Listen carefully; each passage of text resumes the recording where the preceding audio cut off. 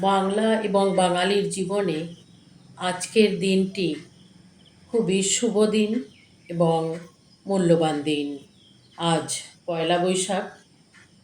আমাদের বাঙালির জীবনে 12 মাসের 13 পার্বণের শুভারম্ভ আজ থেকে।